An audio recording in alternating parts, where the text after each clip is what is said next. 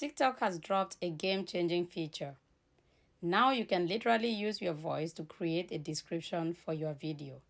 Let me show you how. For this tutorial, I'm going to use a video in my draft. You can always create one before you use.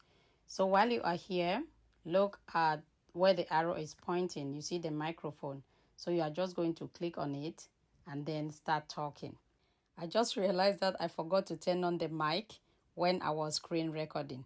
So when you press the microphone here, you start talking. So as you can see the blue line below there, I was talking and that is what is appearing on the screen.